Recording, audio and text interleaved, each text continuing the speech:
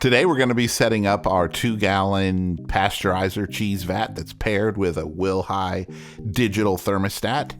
And so let's get started on this right now. This is the thermostat, still in its box. This is the 2-gallon inner pail that will hold your milk. I've already got 2 gallons of milk in there right now. This is the outer lid. I don't need that except when the unit is being stored. I've already put a gallon of water inside this outer pail, and I've also connected my overflow tube, and I've set that down in the sink. That's just in case this tipped or something and the water would go away from us into the sink. Now I'm going to place the inner pail into the unit. You can see I have the lid on there, and I have the center rubber plug.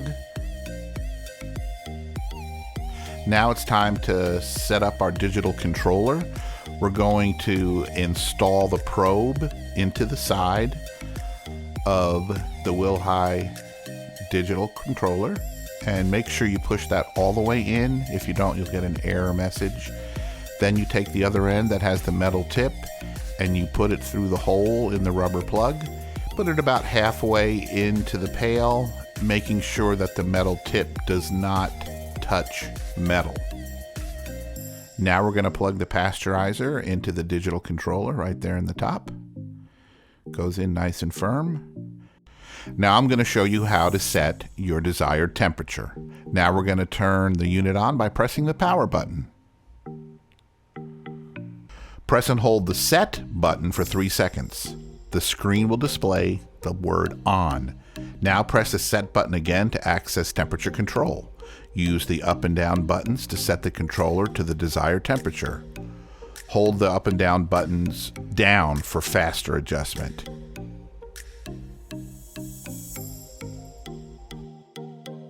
After you've set your desired temperature, press the set button again and go back to the on screen. Press the up button until the word off appears on your display. Press the set button and use the up and down buttons to set the desired temperature for the controller to turn off. Set your off temperature 1 degree higher than your on temperature.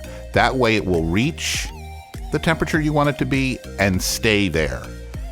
After you've set your on temperature and your off temperature, press the set button again.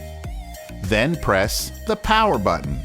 The digital controller is now set to reach the desired temperature and will display heat in the upper left corner of the digital display. The digital controller will hold the set temperature until you turn the controller off. To speed up the process of heating, halfway through you can go in there and stir it around a little bit and get the milk churned a bit, and then put the lid back on and let it continue to heat. I have 3 important tips for you. Keep everything dry. Don't work in a puddle of water. Make sure the metal tip of the probe never touches metal. It'll give you an inaccurate reading. And practice using water instead of your valuable milk when you're first learning how to use the machine.